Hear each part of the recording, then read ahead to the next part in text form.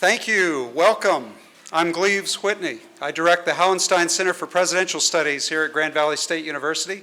Thank you for joining us this evening for what's going to be a very stimulating and interesting set of talks, conversation, and we're going to invite your questions at the end of the formal presentations and discussion. And since we're a Presidential Studies Center, we do a lot of things at the Hauenstein Center with our Leadership Academy and many other things, but remember, from Ralph Hauenstein's charter, we are a Presidential Studies Center. So I've always got to be thinking about the presidents in our events, and I was thinking about Harry Truman through the course of the day today. I thought, what would he think of all of the great talks we've had today? Truman used to get frustrated every time he had scholars in his midst. The staff would bring scholars to him, and the scholars would go, well, on the one hand this, and on the other hand that.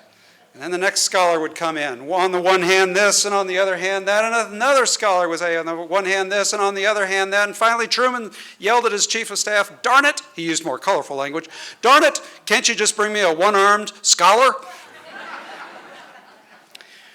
Well, sometimes Truman didn't appreciate the nuance that we've been used to today, certainly the depth and the nuance that we welcome at the Hauenstein Center and that we're going to continue into this evening's program.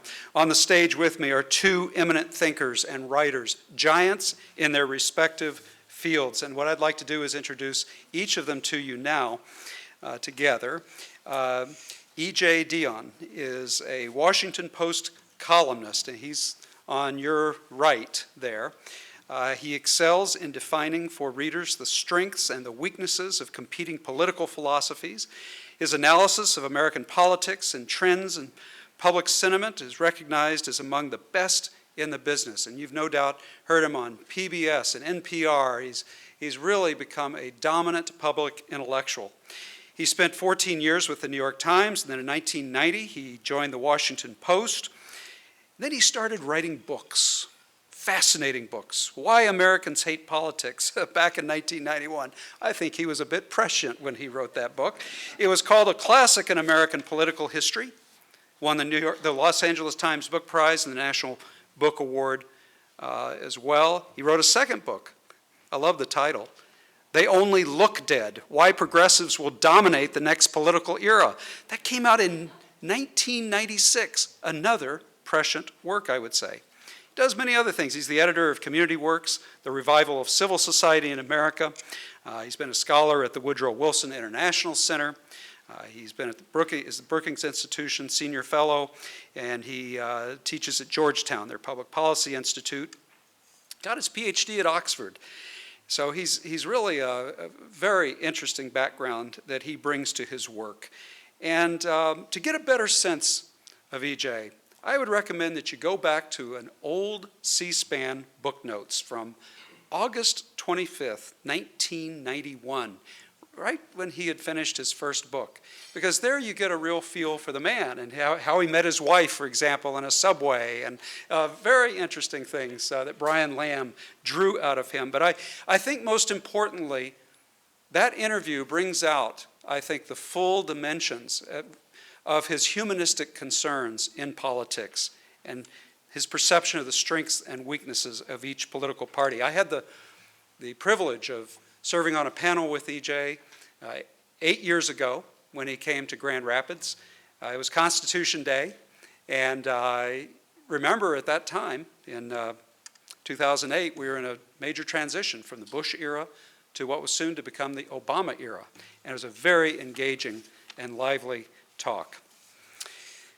Our other speaker, David Hollinger, who's nearest me, also has a very interesting background, and as I say, is a giant in his field. He's professor of history, the emeritus. He was the Hotchkiss professor of history at Berkeley.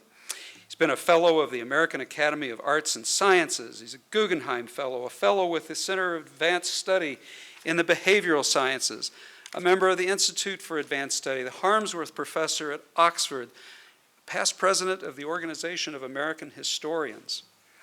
And he's been a really dominant voice in American intellectual history. And this is a book that he has written that collects many of his occasional essays, scholarly papers. If you want to get a better feel for who David Hollinger is, I recommend that you go to chapter 8 here in this book, After Cloven Tongues of Fire, because you'll see in there his very interesting background. You'll understand why he has this passionate interest in Protestant America confronting the Enlightenment and what happens when those two mix and mingle and clash. He's written very perceptively on that. I also should add that I'm happy to share the stage with him. I have a prior professional relationship with David Hollinger from my days at the University of Michigan. When I was a graduate student, he served very kindly on my graduate committee.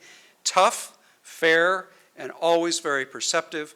I always enjoyed his comments, and it is really a privilege now to be with him on the same stage. So with that, I am happy to welcome these two gentlemen. Please give a hand to our two distinguished guests.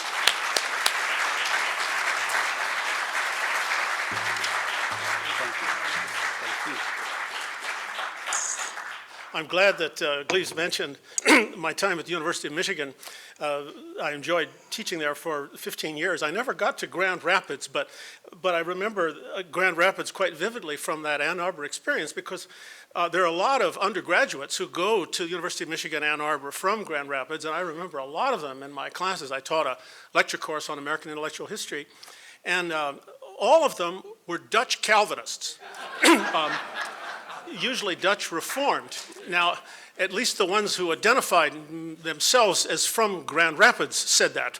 There may have been some Presbyterians in the group that didn't declare themselves, but anyway, I remember that very vividly.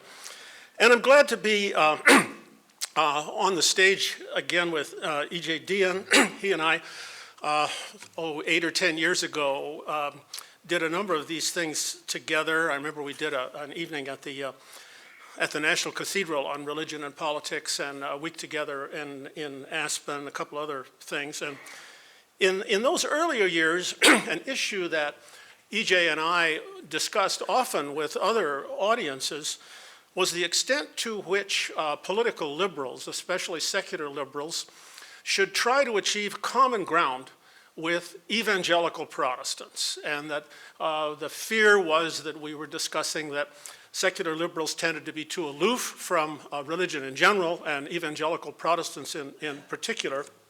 So that was an issue that we talked about quite a lot, and that issue seems to me to have changed in some of its contours during the years since E.J. and I engaged it together before, and I want to pick it up tonight, that issue, in a slightly different context. And I want to suggest that ecumenical Protestants of what we sometimes call the mainline or liberal tradition in Protestantism, are in a special position right now to achieve common ground with secularists and to oppose, in some ways, their evangelical rivals. So I'm going to suggest that maybe common ground should be found not between ecumenical Protestants and evangelical Protestants, but common ground between secular liberals and liberal Protestants. So I'm going to be talking about the possibilities and the challenges of that for the next few minutes, and then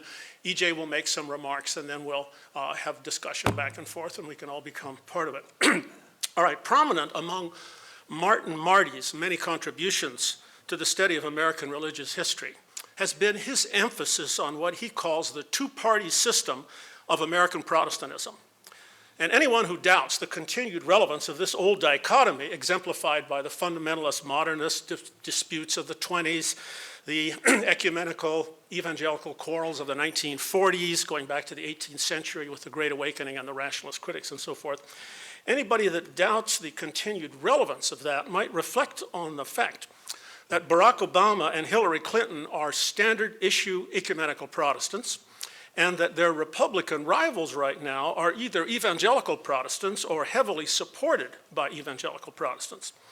So despite the considerable secularization that this society has experienced, here we are 16 years into the 21st century, and the old fault line is still not only visible, but sharper than it has been often in the past, and more inescapably relevant to the political culture of the nation and even to its electoral politics. Now, indeed, not always in American history has the two-party system of Protestantism been so closely correlated to the two-party system of electoral politics. Sometimes when we talk about progressive and conservative Protestants, if we're to adopt that language, sometimes when we talk about that, we're not talking at all about Republicans and Democrats or political conservatives and political progressives. It doesn't always sort out that way. Religion and politics don't always line up in that way. Now, Donald Trump's relation to evangelical Protestantism may be ambiguous, but should the professing evangelical Ted Cruz emerge as the Republican Party's nominee and the classic modern Methodist Hillary Clinton run as the Democratic Party's nominee, the country will be faced with the challenge of dealing with the Protestant two-party system as a matter of two-party electoral politics on the national stage.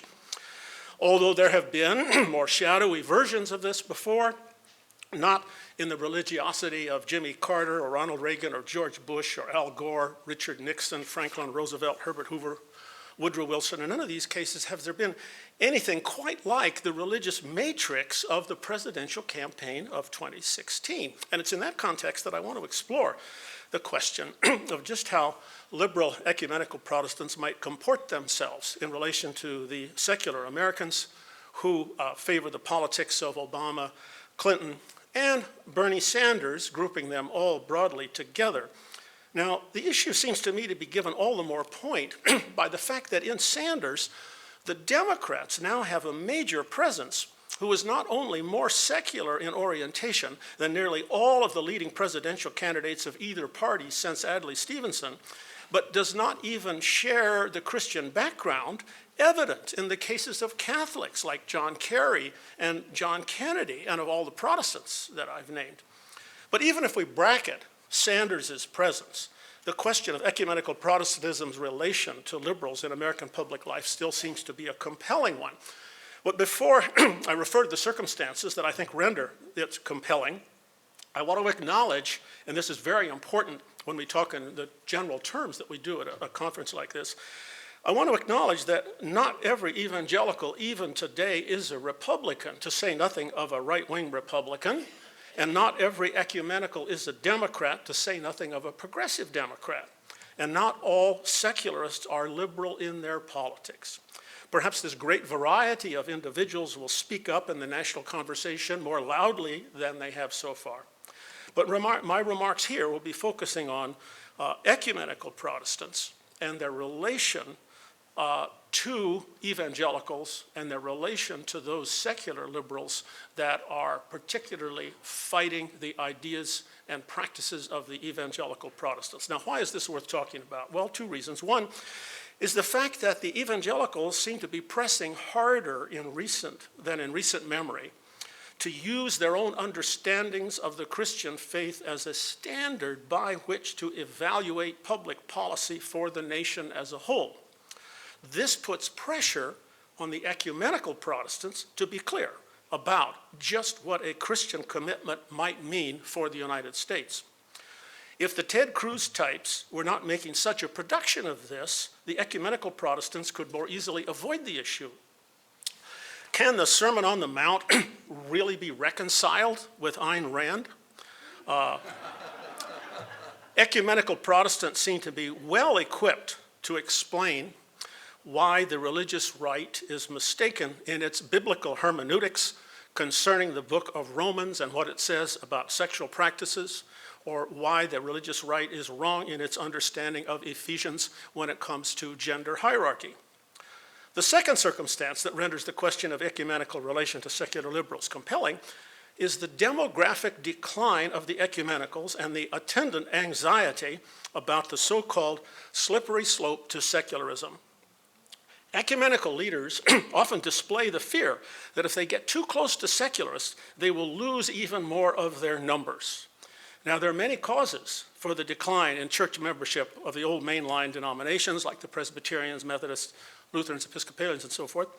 But the decline is most vividly registered in the decision of children reared in those churches to abandon them in their adulthood and to remain unaffiliated.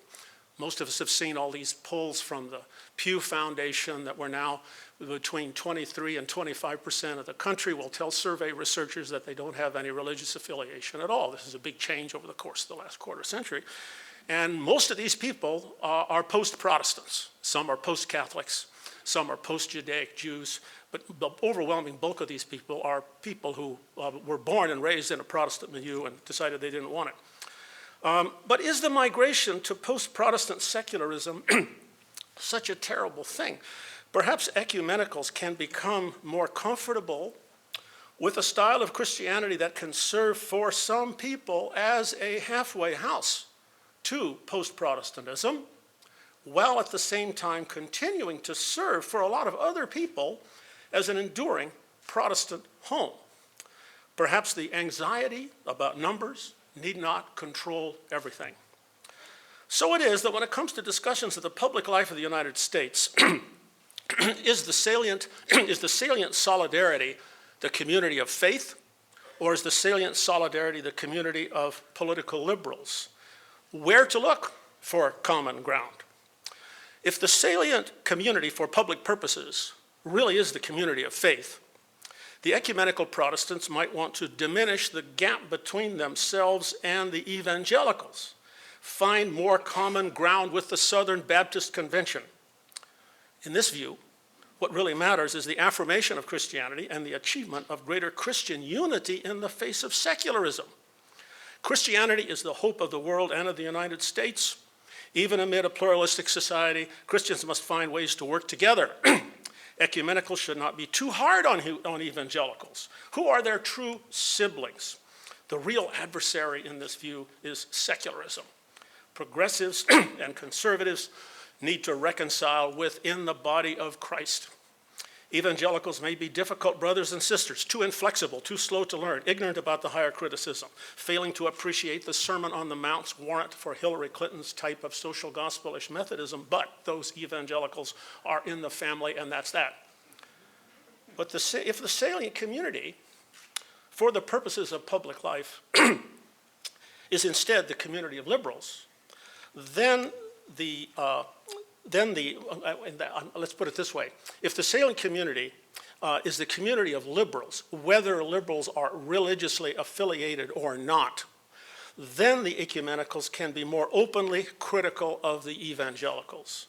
In this view, the evangelicals simply misunderstand the implications of the faith for public life and should be called out for it. And if the job of criticizing the religious ideas of the evangelicals is left to the secular liberals are likely to take for granted that Christianity is just what the evangelicals say it is. And thus, Christianity will be all the more diminished among the educated population of the United States. Robert Putnam and other leading scientists, social scientists, have been arguing in recent years that the capturing of evangelical Protestantism by the political right wing has created the impression that Christianity is inherently reactionary and sectarian. And this impression has in turn, Putnam argues, kept many people out of the churches. Here I'm suggesting that the ecumenicals in their capacity as political liberals will serve both the public sphere of American life and the Christian faith as they espouse it by mounting a sustained public critique of evangelical Protestantism's interpretation of the gospel's implication for public life. Hillary Clinton's Methodist line, you might say, Hillary Clinton's Methodist line is sounder as religion than is Ted Cruz's variations on the line of the Church of the Nazarene. If ecumenical Protestants do not manage to claim more of the spiritual capital of Christianity, that capital will continue to be controlled by evangelicals. Now, I want to acknowledge that behind all this, there's a prior question. To what extent are the religious postures of our time epiphenomenal? It is sometimes alleged that the kinds of politics advanced by Cruz and other conspicuously Christianity-affirming conservatives are not authentically religious, and that religion is serving as a vehicle for something else. We're often told that economic interests, white racism, inherited feelings about gender roles in society, and other aspects of contemporary life are what really drive the people who connect their evangelical faith with the political stances of the Republicans. This may be true, just as it may be true that something other than an autochthonous gospel drove Martin Luther King Jr. and his fellow African-American Baptists and Methodists in the civil rights movement. But specific versions of the gospel have a way of being invoked to justify certain actions in the world. And it is exactly there that critical discourse can be of great civic value. If some versions of Christianity are more compatible than others with political liberalism, perhaps it should be declared. Ecumenical Protestants can declare that more easily than secular liberals, simply because secular liberals do not have the standing in the conversation about what is the true faith. Moreover, ecumenicals who criticize the religious ideas of evangelicals can more easily escape the charge of anti-religious bias that is routinely tossed up against secular individuals who find fault with the idea that God has prohibited same-sex marriage, abortion, and so forth. Ecumenical Protestants can serve their own community of faith and the larger community if they contest the versions of Christianity being put forth by right-wing evangelicals. Now, does the direction in which I'm headed imply that ecumenists who publicly challenge the religious ideas of evangelicals are serving the interests of secular liberals at the risk to themselves? Is the secular liberal in my narrative a wolf in sheep's clothing? A fear of exactly this seems to have operated in many cases to inhibit ecumenists from taking on the evangelicals more forthrightly. From a variety of workshops and visits to seminaries and other interactions with ecumenicals during the last decade or so, I do encounter this concern. I remember it was particularly eloquently put forth at this National Cathedral event with a bunch of liberal Episcopalians that EJ and I spoke at, I think in 2007, 2008. David, they will say to me, David, you are asking me to advance your secular agenda by inviting me to use my credibility as a Protestant to attack my fellow Protestants, when my so doing might diminish my constituency among other Protestants and interfere with the project of building a unified Christianity? Yes, I respond. That's right. I'm asking exactly that. Now, why do I not find this problematic? Two reasons. One, I have more confidence than some ecumenicals appear to have in the viability of their own tradition.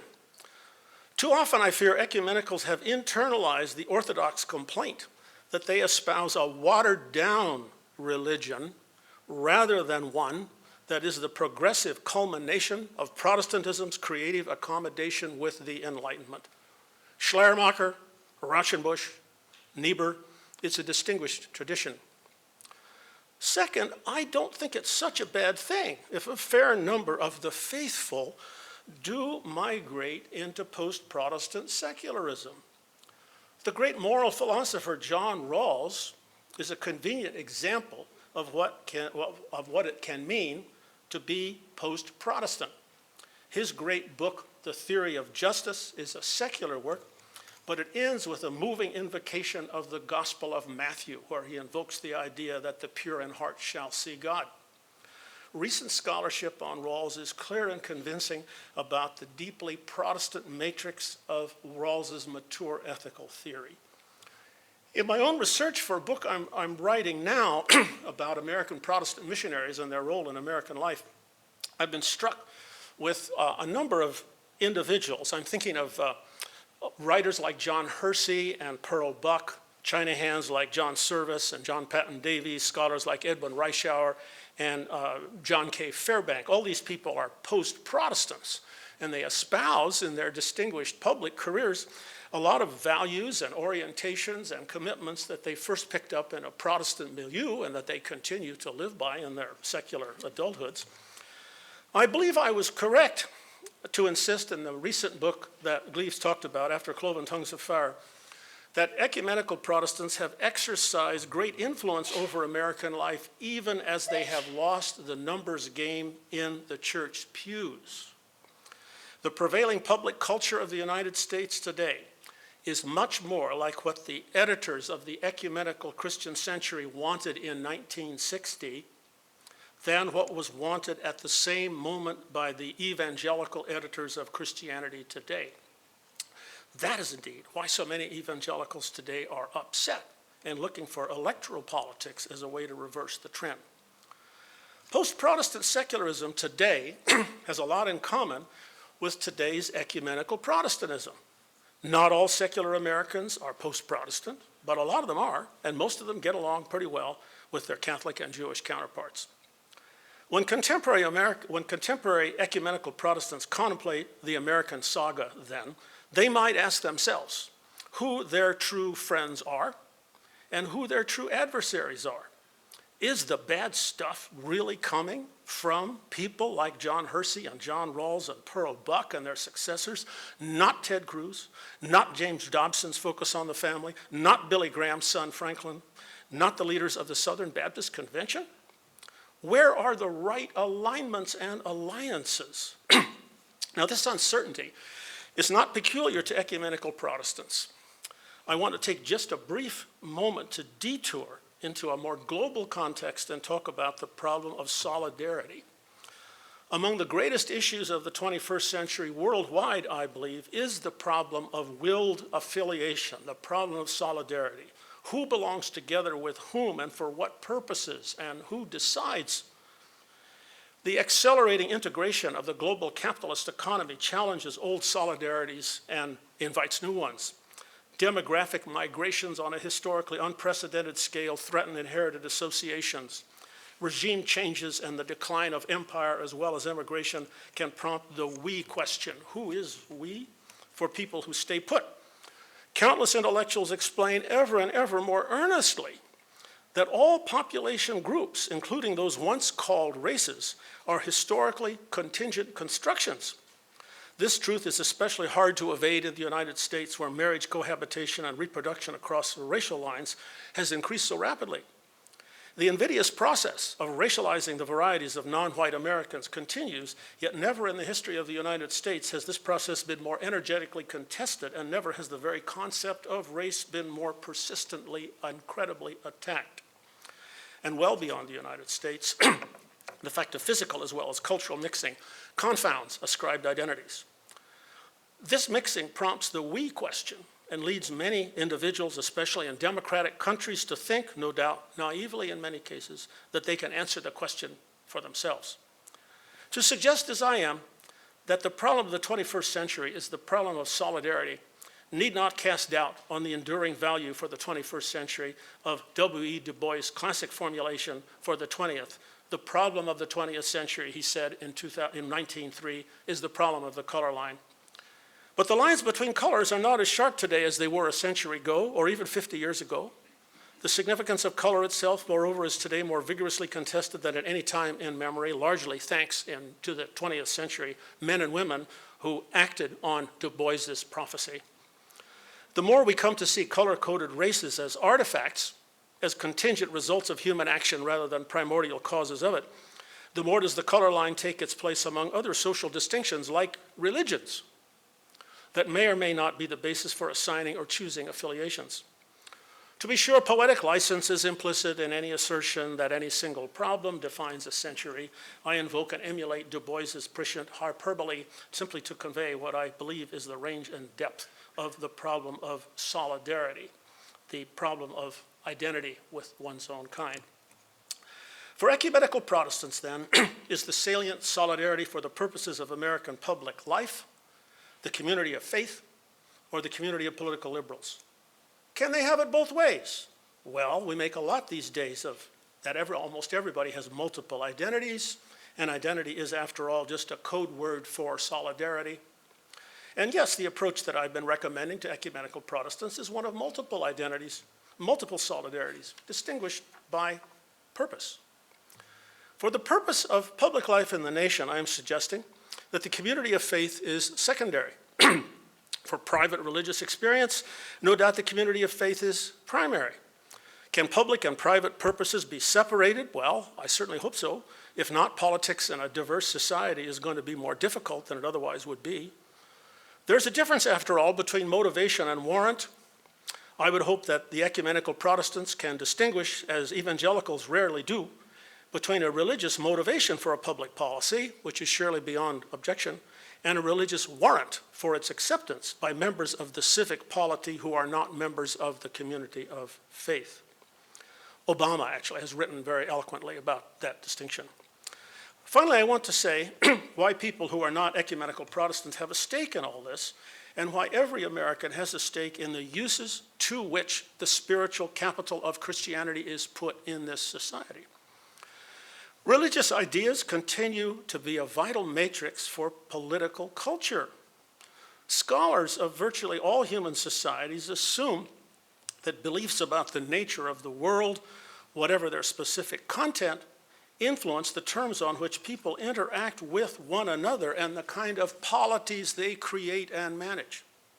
Are we going to proceed otherwise for our own time and place? Our basic ideas about the universe and their epistemic foundation, understood to be constitutive and performative in Victorian England, Nazi Germany, Confucian China, Inca Peru, Maratha India, Soviet Russia, ancient Athens, Asante Africa, and Puritan New England, but not the United States of today. For all our respect for diversity and pluralism, we owe it to one another and to ourselves to critically engage one another in the critical spirit that Michael Ignatieff advocated so earnestly that evening. We all have a stake in what our fellow citizens take to be true. We should not shrink from discussing it with them.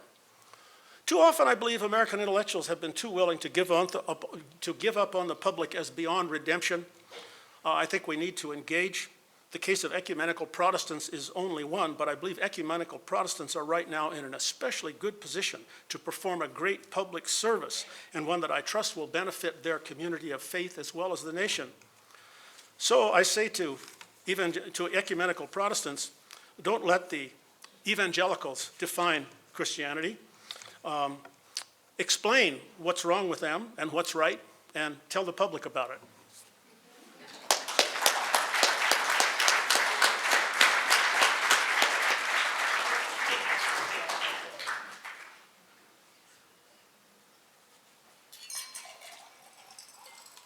Well, I want to say what a joy it is to be here, what a joy it is to be with my friend David.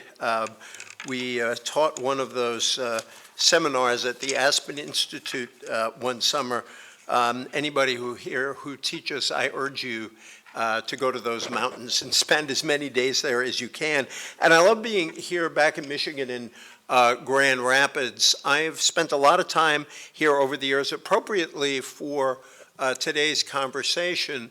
I spent a great deal of time in Michigan in the 1987 and early 1988, which, as some of you might be old enough to remember, was when Vice President George H.W. Bush was fighting off Pat Robertson and his political movement that almost took over the Republican Party and the delegation to the National Convention that eventually nominated President Bush. I also got to give one of my dear Republican friends a lesson on the difference between reporters and opinionated columnists. When I first came here, I was a reporter, and I was back in Grand Rapids at 3:45 in the morning, the night of the South Carolina primary back in 2000. If you remember, that's when George W. Bush beat John McCain. And because of when my column ran, I decided to get ahead of the campaign, and Bush had a rally in the Amway Hotel, where those of us from out of town are staying, at 3:45. And a wonderful friend, I made a lot of friends among the Republicans who were battling each other in those days, and one of them was a guy named Pete Secchia, whom some of you may know. And yes, I guess you do know him. We greeted each other warmly. This was years after the Robertson fight, and he said, we were happy to see each other, but then he said, what happened to you? You used to be such a reasonable guy, and now you're some kind of communist, Pete Secchia said to me, and I explained to him that these had always been my views, but I had a different job then. So if you actually believe that journalists believe in those things, we do. I also believe in fairness when we're supposed to be reporters, and being opinionated when we're supposed to be opinionated. I really appreciated the introduction. It was so generous. I shudder to go back to that C-SPAN TV clip, because the three things I know: I will look younger, thinner, and less gray. And I'm not sure I could take that, but it was so generous. It was much more generous than an introduction I once got, where it was accidentally ungenerous, where the person introduced me ended, and now for the latest dope from Washington, here's E.J. Dionne.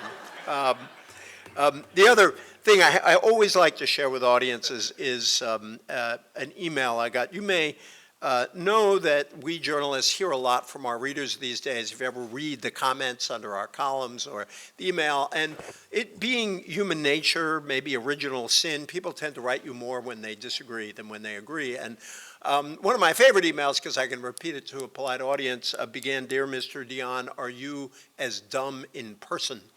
And I always like to use that when I give talks, because if the audience gets nothing else out of my talk, they'll at least be able to answer that question for themselves. I want to begin with three jokes. One I just had to include because I am here in the heartland of the Dutch Reform movement, so I have to include a Calvinist joke. A second is a true story about John F. Kennedy. And the third is about Donald Trump. The Calvinist joke, and now bear in mind it's a subtle punchline, but a Calvinist gets to the gates of heaven. And there are two lines, and one says predestined, and the other says free will. And so the Calvinist naturally goes into the predestined line, and an angel comes up to the Calvinist and said, "Why are you in the predestined line?" And the Calvinist said, "Well, because I chose it." And then the angel said, "Well, then you belong in the free will line." So very grumpily and reluctantly, he goes into the free will line. Another angel comes up and says, "What are you doing in this line?" And he says, "Somebody told me I had to come here." The second one is a true story about John F. Kennedy, where you may recall when he ran in 1960, he was trying to prove that he could be nominated, could be a Catholic, be nominated for president and win. And so he ran in a lot of primaries. And, he did very well in Wisconsin, but he picked up a lot of the Catholic vote in Wisconsin. So people said that doesn't really prove that a Catholic will be nominated. So then he goes to West Virginia, where actually Hubert Humphrey's campaign regularly played "Give Us That Old-Time Religion" as he wandered around West Virginia running against John F. Kennedy. And John F. Kennedy then won West Virginia, which finally people said, all right, maybe America, if West Virginia can vote for him, maybe America will elect a Catholic president. And then about 3 weeks later, the Vatican issued a statement saying something like the Catholic Church has the right to tell Catholics how to vote, which of course then raises all of the issues Kennedy tried to put to bed. And he turned to his advisors and said, "Hey, now I know where that Reformation came from." And lastly, my favorite Donald Trump joke. I've been collecting them. I'll give you two. One is just an easy one, which is a poll that showed that the election of Trump would make 70% of Americans anxious and the remaining 30% Canadian. But the one I particularly like is actually a tweet that a colleague of mine at the Washington Post, the book critic Carlos Lozada, sent out. You may remember that Trump and Pope Francis got into it a little bit, and Carlos was trying to figure out, well, if Trump is going to have a fight with Francis, who is he going to fight with next? And so he sent out this imaginary Trump tweet, which went, "It took him 3 days to rise. I could have done it in 3 hours. Jesus, very weak." It is very appropriate that David and I are having this conversation when Bernie Sanders just comes back from visiting the Vatican. And I think Bernie Sanders' visit to the Vatican is a fascinating case, in a way, of what David has been talking about. but how cooperation between the religious and the secular is inevitable in a pluralistic society, is possible. And I think on most occasions, it's made our democracy better. Now, in the course of what I have to say, I'm also going to make a point almost exactly opposed to that. And the opposing point is something that I think should bother believers very much, which is we have talked a lot in the last 20 or 30 years about how much religion has invaded the public sphere, has invaded government, has invaded politics. And actually, I think one of the lessons of the last 30 years may be that religious people have allowed politics to invade the religious sphere to an unprecedented degree. And this is a point David has made before, Alan Wolf has made, that perhaps we have this whole thing wrong, that what we're talking about is that religion becoming less important, secular issues becoming far more important on the right and on the left, among people who say they are anti-secular and not simply people who are secular. And I want to conclude with that. But on the proposition that the secular and the political realms can cooperate, I think it's been very clear for a long time. Jeffrey Stout, a great writer about religion, pointed out, for example, the example of Poland, Pope John Paul's native land, where the movement to unseat Soviet communism was actually an alliance between secular Poles and the Roman Catholic Church. Jeff Stout wrote, justice would be better served by something like the coalition of religious groups and secular intellectuals that came together in Poland in the 1980s under the name Solidarity. If that coalition was able to weaken the grip of Soviet oppression simply by refusing to kneel in its presence, there is no telling what could happen if we wiped the crust of complacency from our eyes and demanded justice from our governmental and corporate elites. Our situation, he insisted, calls for a new democratic solidarity appropriate to our time and place. And I think in that sense, David and I are talking about something very similar, and I'm going to close by talking a bit about the civil rights years and a kind of civil rights Christianity that Martin Luther King pioneered that I think may be a model for our day. But I want to take up a couple of the specific points David made. One of the brute facts that we have to come to terms with in 2016, which is quite different than the religious landscape of America in 1980 when the Moore majority rose, or when I was here in Michigan in the late 1980s when Pat Robertson's movement and the Christian Coalition rose. And that is the rise of the religiously unaffiliated, and particularly the unaffiliated among the young. I brought some figures here from the Public Religion Research Institute, whose head, by the way, Robbie Jones, he's somebody you should have out here, has a book coming out called The End of White Christian America.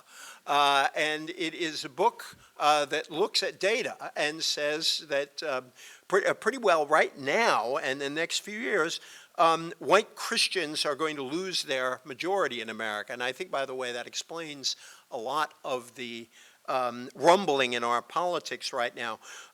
It isn't that the country still won't be majority Christian, but many of those Christians will be Latino, Asian, or as they have long been, African American, specifically white Christian majority.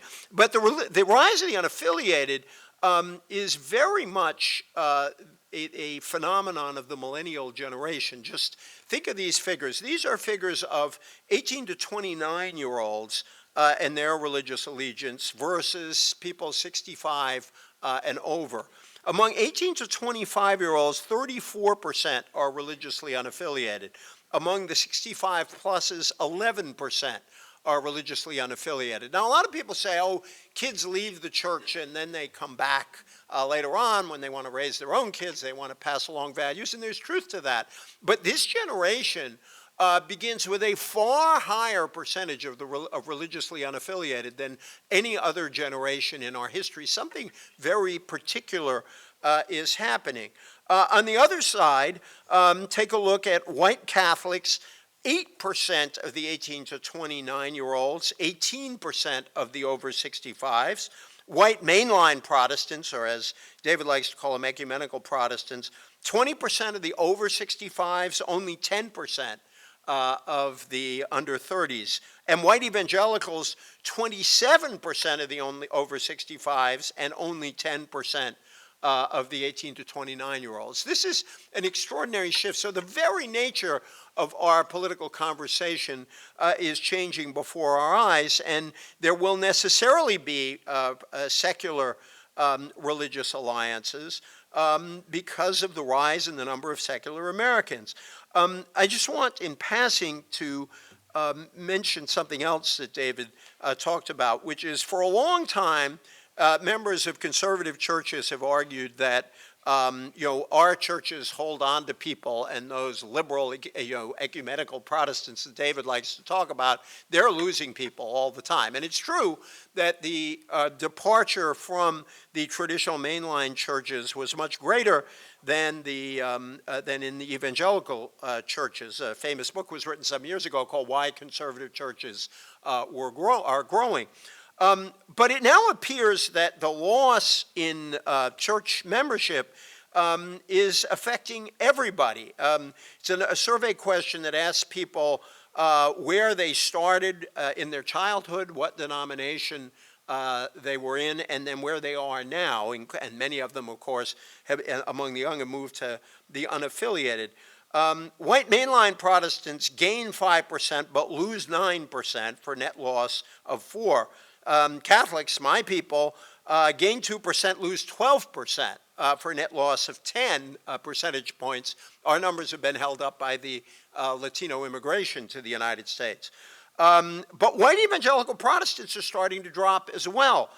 They were +5, -6 for a net loss of 1 percentage point. Now, they are still somewhat stronger than the other denominations, but I think this suggests that this pattern that we first saw with the white mainline may actually now be moving into white evangelical churches. Meanwhile, among the unaffiliated, for those who started in childhood versus those who went to the unaffiliated lost 3%, gained 17%, so a net of 17%. So something important is going on. I think a second point I want to make has to do with this political campaign. There were two forces really changing the nature of religious politics in the United States. One is Pope Francis and the other is Donald Trump. Odd to mention them in the same sentence, I know.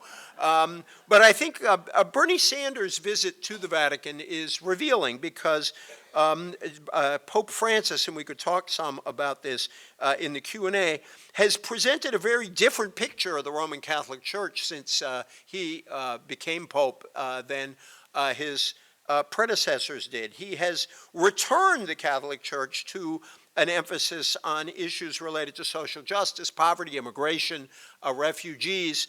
He has not changed church doctrine on abortion or same-sex marriage, and yet his emphasis is radically different than the emphasis of the church has been for the last 30 years, and his critique of existing economic arrangements has been extremely sharp, which is why Bernie Sanders could give a rather extraordinary talk in which he easily elided Catholic social thought into his own program.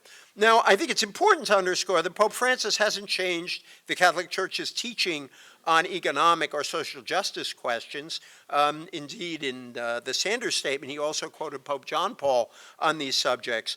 But again, it is the emphasis, and I think a determination to end the politics of culture wars that you see in Pope Francis that I think is already having a big impact on the Catholic Church, and I think is having reverberations outside the Catholic Church.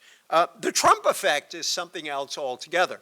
And I think Trump is really forcing all of us who have talked about, studied, or the evangelical movement and evangelicals themselves, to think about what is the evangelical engagement. And again, I want to emphasize white evangelical engagement, since many African Americans are evangelical and have a different kind of politics. So white evangelicals, what is the nature of their engagement in politics?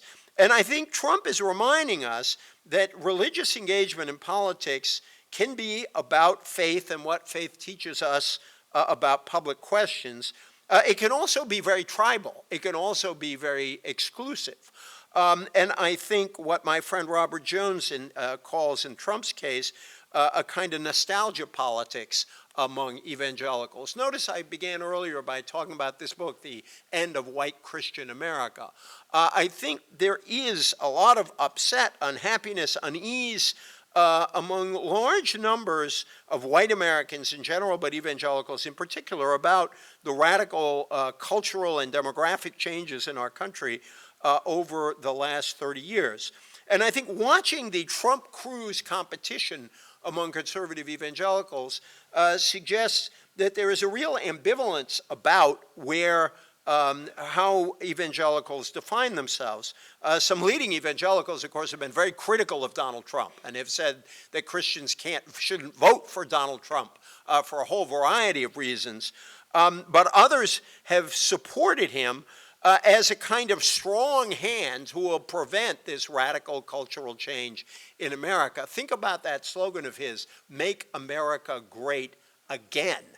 The again is a backward-looking look. It is what we were. It is what we used to be. And it's a desire to make us that way again. It is, in a sense, nostalgic. And so in these primaries, you've had evangelicals really torn between the old issues that they cared about, same-sex marriage, abortion, and others, and just this larger sense of, I want somebody to put a stop to this. And I don't particularly care if he ends up putting his contribution into the communion plate at church, which is what Donald Trump once did. So in some primaries, the evangelicals voted overwhelmingly for Trump. Alabama, Trump 43, Cruz 22.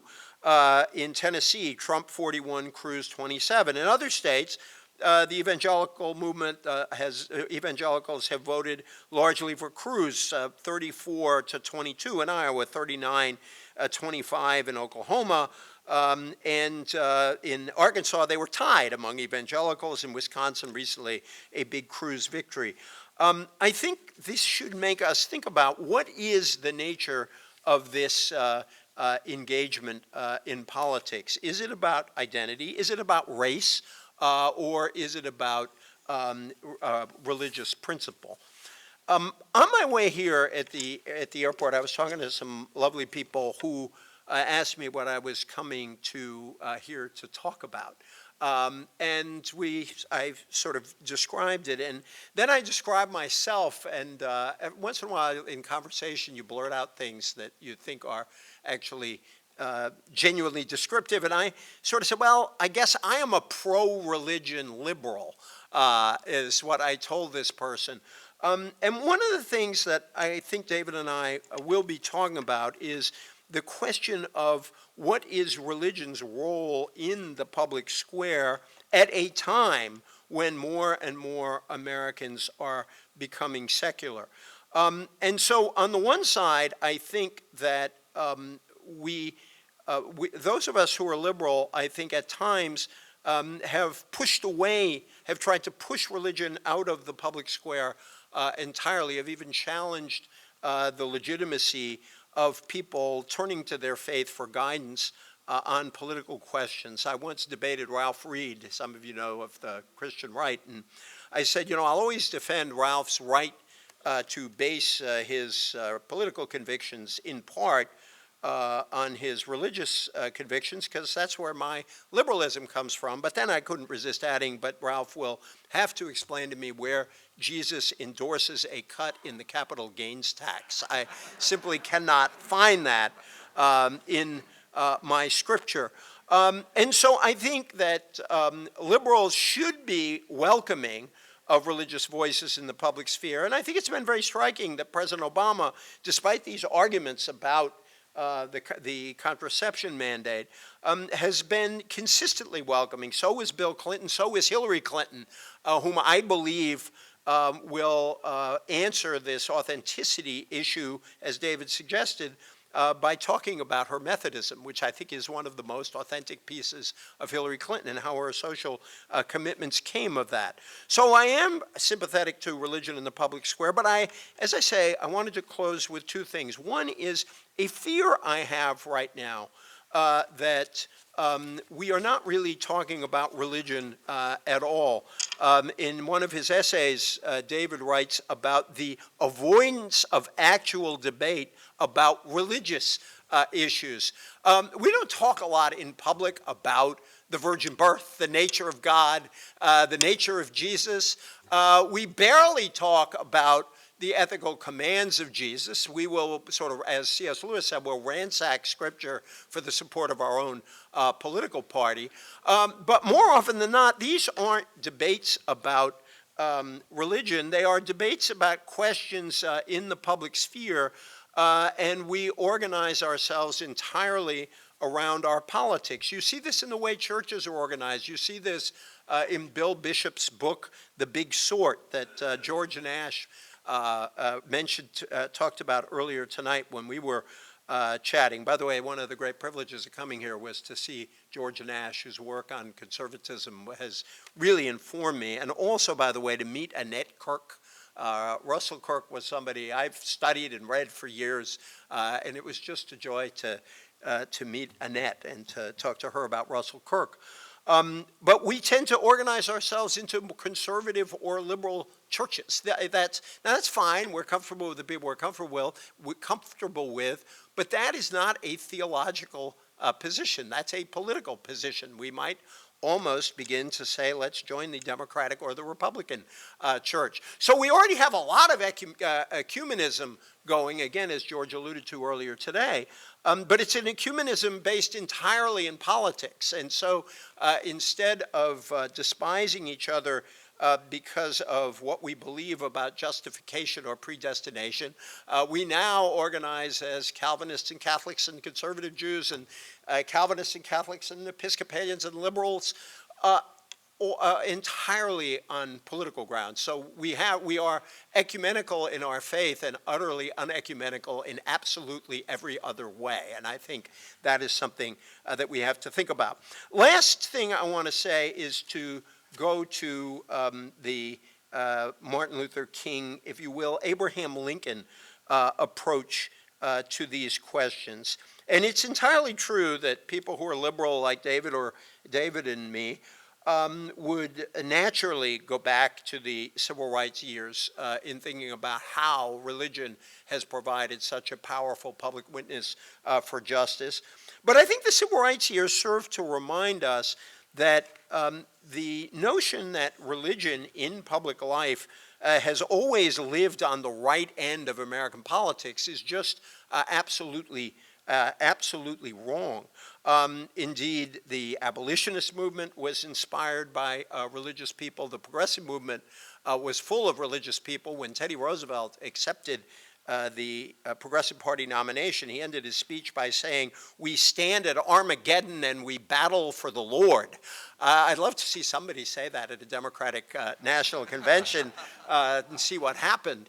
The labor movement was often inspired by religious people, and of course, the civil rights movement. And I think there was something fascinating that when we talk about how do you have a healthy relationship between the secular sphere and the religious sphere, there's something very powerful in the way Martin Luther King offered his public witness. Because King reached very secular people as well as religious people using a combination of religious and civic language. Like Abraham Lincoln, he rooted himself in the Constitution and the Declaration of Independence. And I want to commend you for putting this little Constitution and Declaration in our packets when we came here. If I may digress just for one moment, my favorite part of the Constitution is the preamble. And I think we should spend a lot more time looking at the preamble, which is about the purposes of American government. And I particularly like the fact that the preamble begins with the word we, not I. The Constitution is a we document. And as a liberal, I can't resist saying that welfare, as in promote the general welfare, is right there in the first paragraph of the Constitution of the United States. But to go back to King, so King, like Abraham Lincoln, talked constantly about the promise of the founders. And we do have an almost religious, there is a quasi-religious aspect to our view of the founders, the Constitution, and the Declaration. And King sort of talked about these as unkept promises, just as Abraham Lincoln had done. In his I Have a Dream speech, Martin Luther King talked very forcefully about African Americans having been given a promissory note that had come back stamped, unpaid, insufficient funds. And so the whole civil rights movement was not directed as a critique of America as a bad society. It was a critique of a society that had a strong foundation that had failed to live up to its calling. And I think that is what he did with the Constitution and the Declaration. And similarly, with Scripture, the African-American churches and white evangelical churches often have very similar theologies. But in the African-American churches, there is far more reference to the Exodus story and the liberation from bondage. There is far more emphasis on the prophets, on Isaiah, on Micah, on Amos. And of course, there is far more emphasis on the teachings of Jesus about justice and the poor and the marginalized and the left out. And Martin Luther King harnessed these together to move our country to a very different place. And he did this believing that while militancy was required, the conversion of adversaries is possible.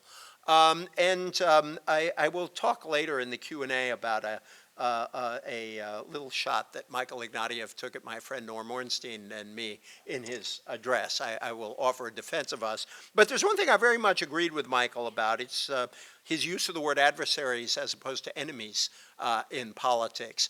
And it's not only because enemies you tend to kill, whereas adversaries you know you're going to live with in the next day, but it also has to do with the possibility of conversion. And King believed that he could defeat segregation both by forcing government to act, and in his case, forcing the federal government to act, but also because he would eventually be able to convert people's hearts and minds and souls. And so I do think all of us should be in the business of converting each other, no matter which of those lines in heaven we might stand in, and understand what Michael Ignatieff said about enemies and adversaries. Martin Luther King, at the end of the I Have a Dream speech, spoke about letting justice roll down like waters and righteousness like a mighty stream. That is still, I think, one of the worthiest goals of politics. Thank you very much.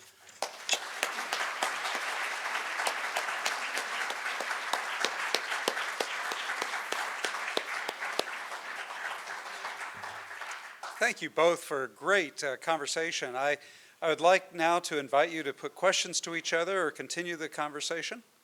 Actually, I have a question I think EJ might have some insight into about the press. When you were I talking, get a lot of those. Well, okay, but you're an expert. So we've been talking about how very often when political figures espouse a religion somehow, we don't treat it the same way we treat other things about them. So if, say, Ted Cruz said something about, like implies vote for me because I am a person of faith or something like this, I don't think that Rachel Maddow or Megan Kelly or one of these people are going to ask Ted Cruz the same kind of question they would ask him about his views of the economy of environmental questions, global warming, tax policy, but when it's something about religion, we seem to shy away from that. And I guess the reason I think that's an interesting thing for the press to consider is if a person's faith orientation is relevant to governance, relevant to what they would be doing once they got in office, then one might think that that ought to be open to critical discussion in the same way that their ideas about other stuff is. But I don't see much of that. Do you think that's changing? Or are there reasons to be critical of the press for not being more aggressive on that? How do you see that, either past, present, or future? Well, just on how candidates use and talk about religion, I actually went to a Ted Cruz event in a wonderful little town in Iowa on the Missouri border called Keosauqua. And it was about 100, 150 people, and it was an area where religious conservatives were quite strong. And he was in this little kind of storefront talking about 100, 150 people. And you can tell he thinks like a lay preacher, because in the middle of this political talk about people voting the next week in the caucuses, he looked at the crowd and said, "Awaken the body of Christ." In back in Massachusetts, where I come from, we don't have that in your typical we don't have it in Berkeley speech. either. Yeah, I'm shocked. It was a really remarkable moment. I think your question is a really good question, because it goes to our multiple ambivalences about religion and public life that tie us into a ridiculous set of knots. Because on the one hand, and this is a fault both on the political side, the religious side, and the press side.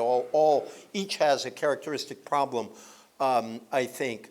On the political side, a lot of politicians would ideally want to be able to send signals to various religious groups to win their support, without actually talking very much about what might underlie that. It's easier to sort of have allusions to hymns, allusions to scripture that seem to suggest certain things, than having to explain in great detail your own theological position.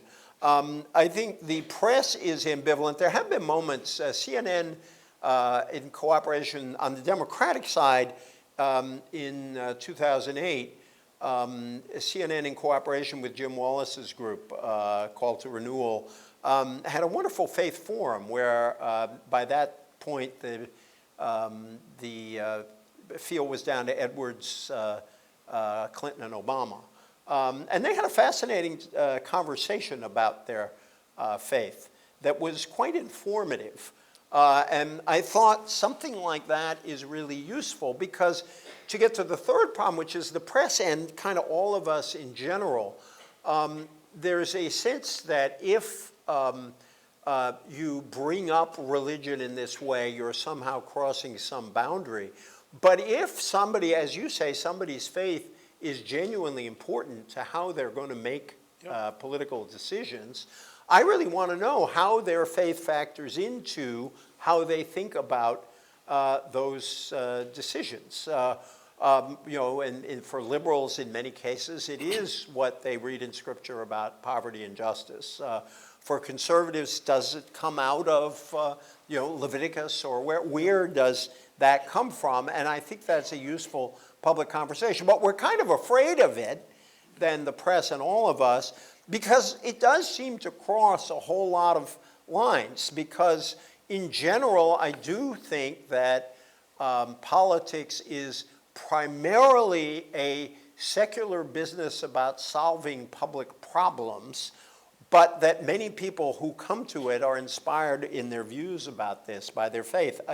Just to close with something, I edited a series of volumes with a couple of friends some years ago, dialogues on religion and public life, where we got together academics and an academic and expert on one and the other side, a more conservative, more liberal, to talk about how their faith had influenced their views of public policy, and to have a debate.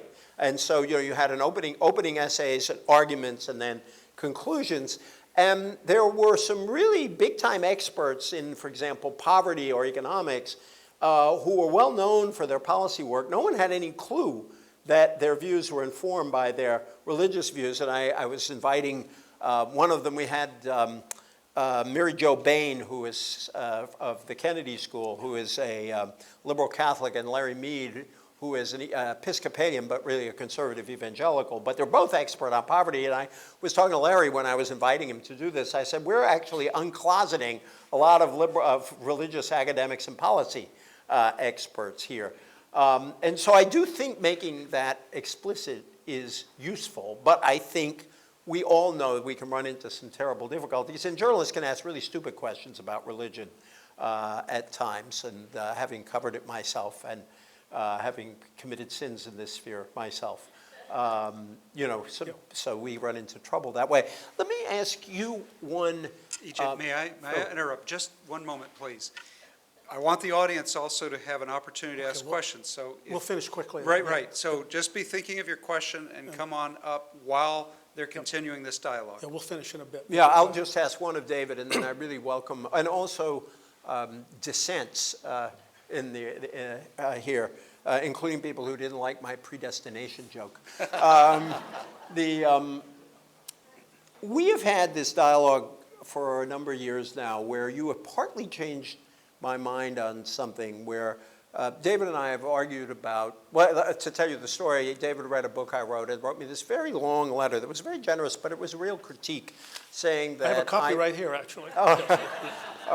That I really should acknowledge that if you look historically at the engagement in politics of the mainline or ecumenical churches, as he calls them, versus the evangelical churches, the evangelicals had often found themselves on the conservative side of politics. Now, I would still have some quibble with that in the sense that, say, somebody like William Jennings Bryan was a fundamentalist and yet was a hero to so many progressive causes. I think Bryan, before Roosevelt, is the person who turned the Democratic Party into a progressive party in many ways, and that Wilson and Roosevelt sort of built on what Bryan actually started. Nonetheless, particularly when you look at civil rights, because of the heavy Southern accent, if you will, accent broadly speaking in the evangelical world, I decided David had a point.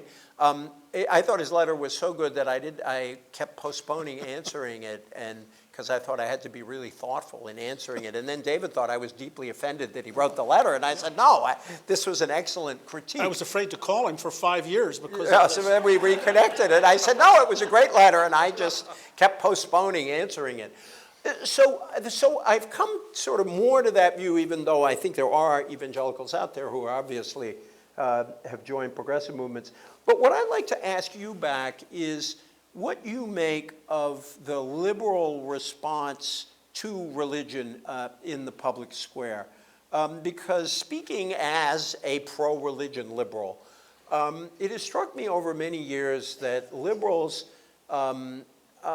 needlessly push away allies, turn off people by expressing not simply a disagreement with religious conservatives and how they use scripture and what their politics are, but at the very idea that religion has any role in the public square at all. And there are times when real disrespect is shown to religious people, as if to be religious is to, in some sense, to be deeply irrational. And Obama's pushed back against that. Clinton pushed back against that. Other successful politicians have pushed back against that, and yet I still find that, just to give one example, on my Twitter feed during the papal election, I like politics of all kinds, including the election of popes, and I was tweeting out a lot of stuff, and my followers are mostly liberals, and it was very polite, but somebody said, I'm going to unfollow you until this papal election is over. I can't stand all this Catholic stuff, and I wrote her back and said, it's politics, you should stay with me. But I do think there is this sort of prejudice that liberals need to fight, just as they're fighting other kinds of prejudice that they see from others. What's your take on I'd this? say two things about that, EJ. One, I think that the secular intelligentsia, particularly in academia, has too often had a snide and patronizing attitude toward vast numbers of Americans that are not as well educated as they are.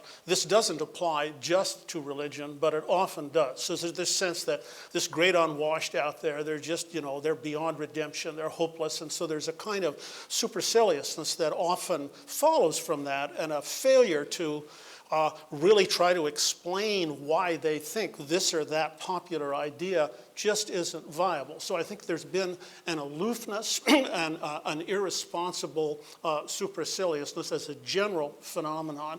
And I encounter that off and on in the history profession because I've been writing about religion recently, and I'll give a talk at a convention, and then somebody will come up to me and say, well, now, David, really, all these different Protestants, aren't they really just all alike? And then I'll pause for a minute and, I'll say, well, these differences, it's sort of like the difference between a Canaanite and a Shachmanite. Oh my God, I had no idea it was so important. Now, Canaanites and Shachmanites, for those of you that are unfamiliar with American radical history, were two segments of the Trotskyist movement in the late 1930s and early 1940s.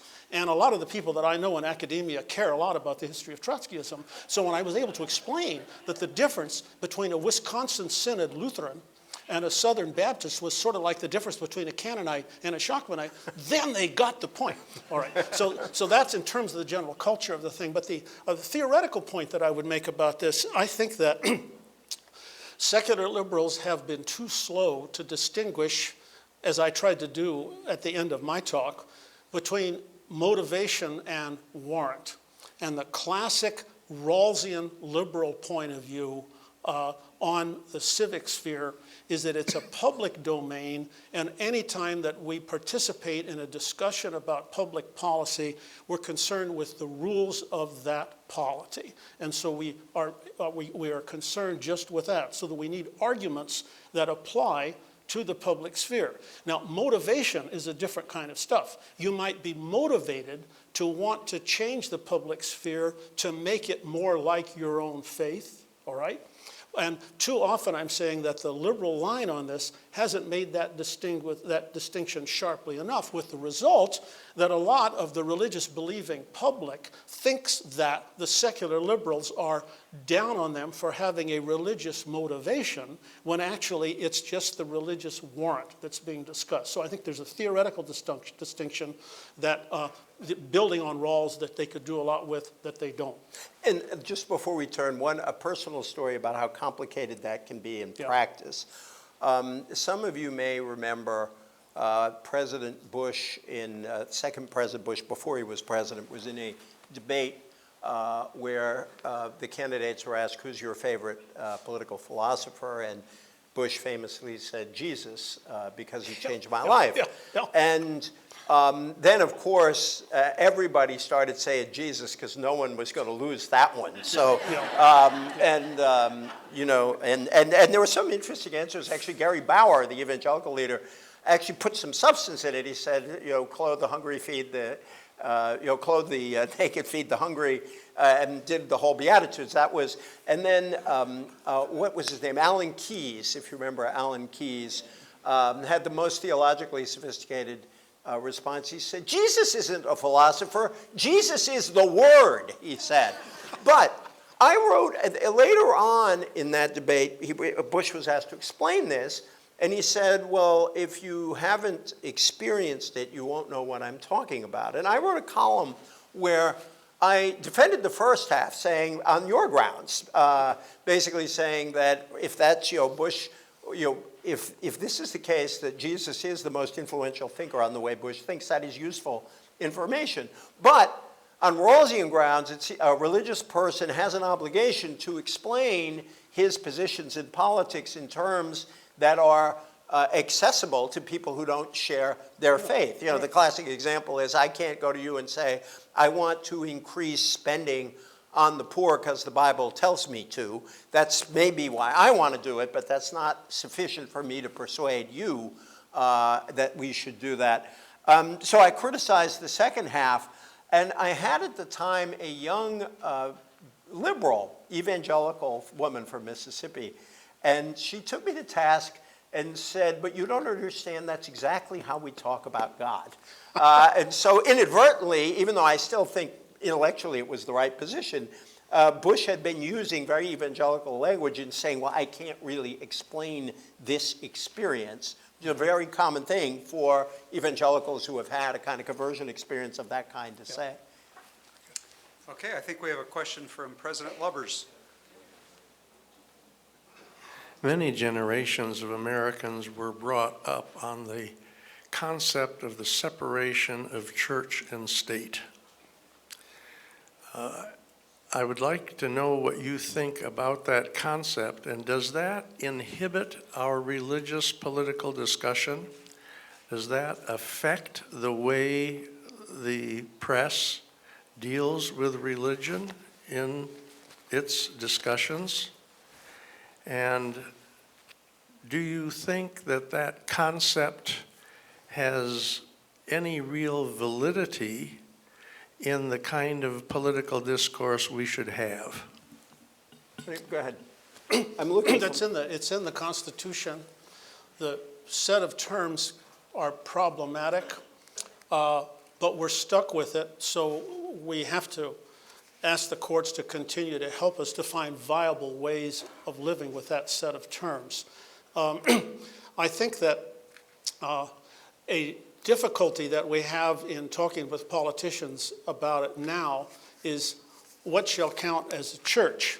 So does somebody's expression of a religious idea count as part of this church? And that's really related to what EJ and I were talking about a while ago, whereas I've generally taken the view that it's either or. Either religion is relevant to public policy and we find some way of fudging the church-state distinction, and if it is, then we talk about it full bore. Or if it's not relevant, then we don't talk about it. And so that a politician, a reporter, the press, anybody seems to be has an obligation either or. It seems to me that the church-state separation has evolved well through the courts. It seems to me that after a very long period of time in which there was an informal Protestant establishment that actually ran the country and might be construed as having violated the church-state separation. There's a great book called The Myth of American Religious Freedom by David Sahat about that whole tradition. After all that's gone on, after the Protestants have basically been in charge and persecuted Catholics and freethinkers and stuff, after that, the Supreme Court finally in the 1940s made a series of decisions that sharpened the church-state separation. Now, when they did that, a lot of religious believers, especially Protestants, were uncomfortable with that, and that has created the newer discourse that we have in the meantime. But I think we're stuck with it, and I think we just need to ask the courts to continue to refine it. I have to say that when I was at Michigan, I had a very striking church-state separation question from a Dutch Reformed student from Grand Rapids who heard my lecture on the history of the higher criticism.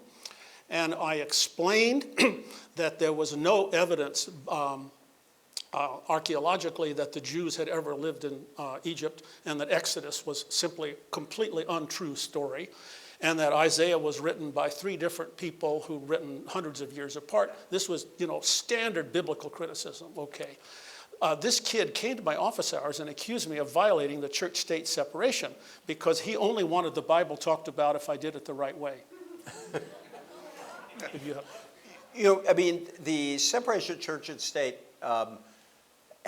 does not appear anywhere in the Constitution. And that the First Amendment's religious clause is very interesting because I often ask students to write about whether the first half contradicts the second half or is in tension with the second half. What it says is Congress shall make no law respecting an establishment of religion or prohibiting the free exercise thereof. And do these positions clash? the separation of church and state came in a letter from Thomas Jefferson to the Baptists of Danbury, Connecticut in 1802, I think it was. Was it 1802 or was it earlier? I think it was 1802. And that's where he first used that phrase. He uses the wall of separation, is the phrase. Yeah, yes, the wall of Yep, separation in that letter. Now, the slogan, the separation of church and state, has been used in a lot of different ways. As David suggests, we had a long informal Protestant establishment in the United States. And indeed, long after the First Amendment was adopted, there were still states that had established. Well, until 1833 was the last one, because the First Amendment was not felt to apply to the states. And the Bill of Rights wasn't fully applied to the states right. until the mid-20th century. That's right. So that's a second fact. But a lot of times the separation argument was used against Catholics who were seeking help for their own parochial schools. And the public schools, because they were seen as essentially Protestant, and we had fights in our country. We had riots in Philadelphia over which versions of the Bible should be used in the public schools. Catholic and non-Catholic versions, which, the Ten Commandments were different in each scripture. So we have been sort of testing the boundaries of this throughout our history. I see us as on a kind of back and forth in terms of when is our politics focused heavily on religion and cultural issues and when isn't it? And to take recently, if you take the 1928 election, Al Smith on the ballot, prohibition on the ballot, it seemed to be all about politics and culture wars. Will we elect the first Catholic? Will we make liquor legal again? And then a funny thing happens between 1928 and 1932. Actually, it wasn't so funny. It's called the Great Depression.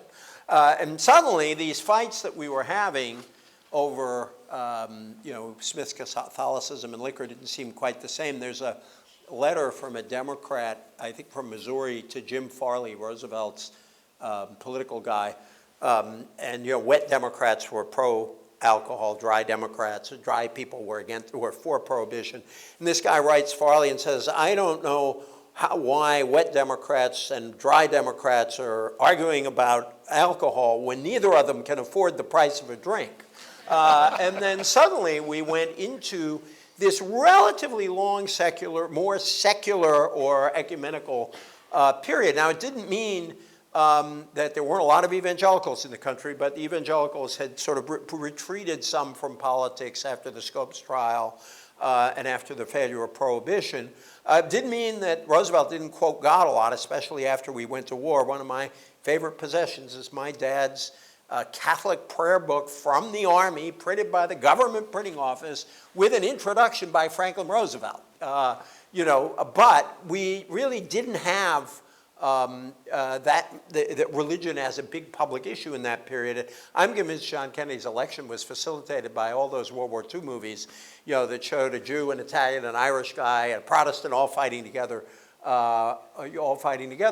And so Americans got really used to this somewhat more publicly secular politics, and then the court decisions happened, and along came the religious right in the late 1970s, and we went into a different phase. So I think we go through phases on this. But the bottom line is government cannot prescribe religion, and that cannot favor any religion. And then we argue about what that actually means in practice. The next question will come from one of our partners for this summit, Noreen Myers, Progressive Women's Alliance. Noreen? Thank you. I love the name of your group. Well, thank you. Thank you. I've read recently in several different articles that the role of politics has become so inflated in all of our lives that it's risen to the level of ethnicity. And I was just wondering what you thought about whether it's desirable or even possible to reduce the role of politics in all of our lives, not in relation just to religion, but to our other roles, our roles as a neighbor, all the roles that we fulfill in our lives. Well, I'm one of those who thinks engagement in politics is a good thing.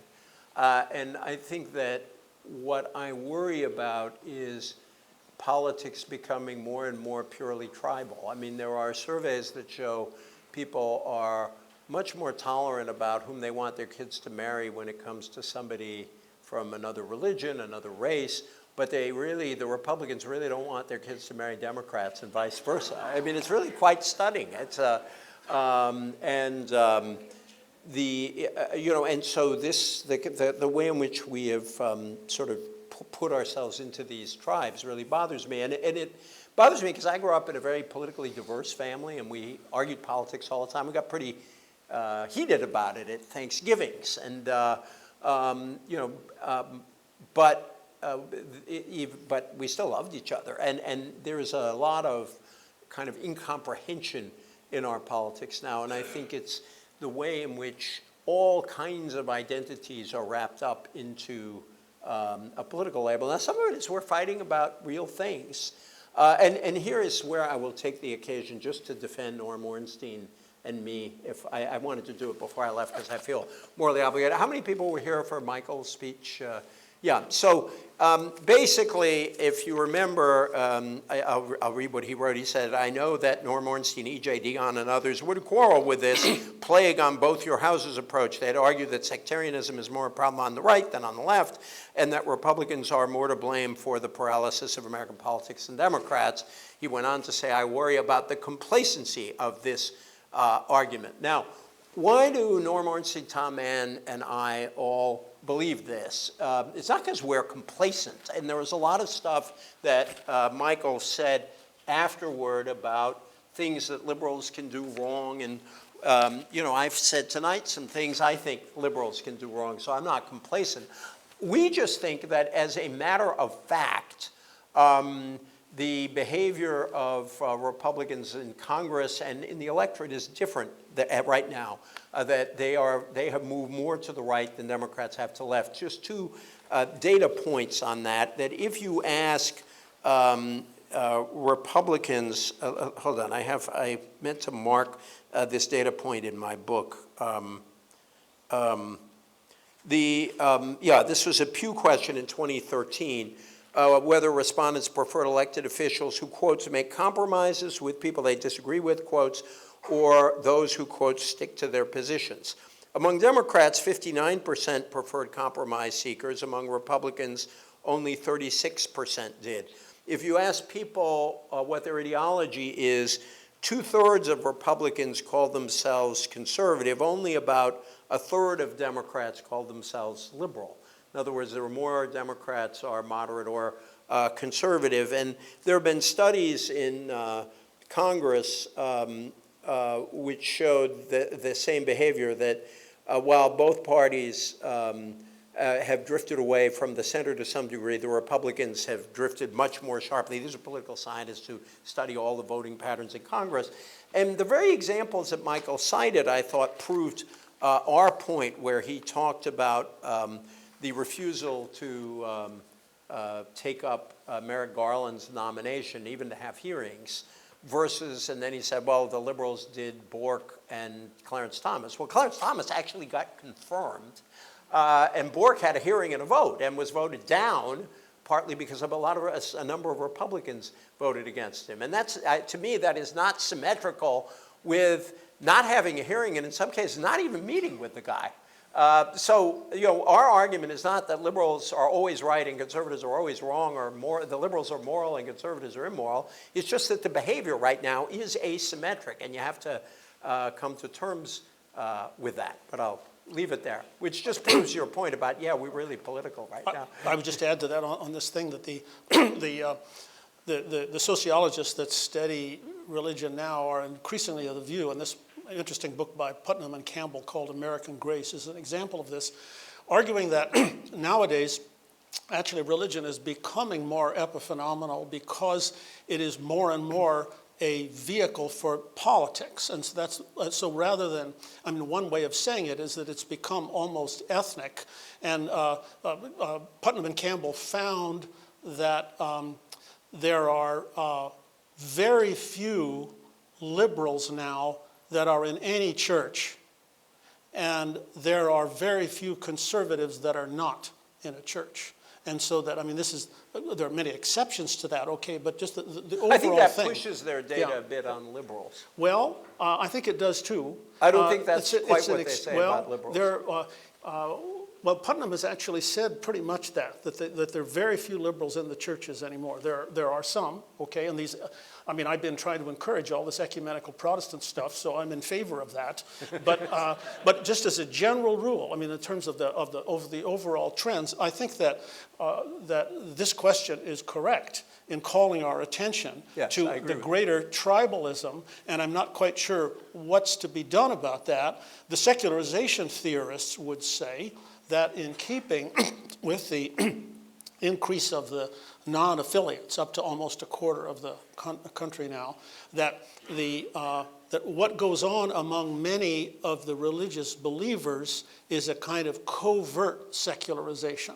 So while there are many people that leave the churches altogether, many of those that stay in the churches are less inclined to be deeply involved in what we used to call religion, and therefore religion being separated out from politics is harder, and so the whole secularization process reduces religion to epiphenomenal politics. That would be the argument of the sociologists. Could I also say one other thing, that we shouldn't be too hard on ourselves in this sense? We went through 10 years plus of war. We had 9/11, 10 years plus of war, the worst economic downturn since the Great Depression, and these happen to go on at the same time that we are going through an enormous transition demographically and to some degree in our values as a country. And so you could argue it's a miracle we're not worse than we are. I always like to say my favorite line from Reinhold, I love Reinhold Niebuhr. We have Charles Brown, where is he? Got a great Niebuhr scholar in the audience, but Niebuhr once said that original sin is the only empirically verifiable doctrine of the Christian church. You know, and so, and I like that because it goes with a Marxist philosopher called Antonio Gramsci, who once said, it's called for pessimism of the intellect and optimism of the will, which is kind of where I am, which is that I think human beings are flawed, but you've got to have hope anyway. And when you look at all we're going through, we could be doing even worse, I guess is what I'm saying. Well, on that cheerful note, we must conclude. That Please is an give them a hand. optimistic and hopeful note. That's right.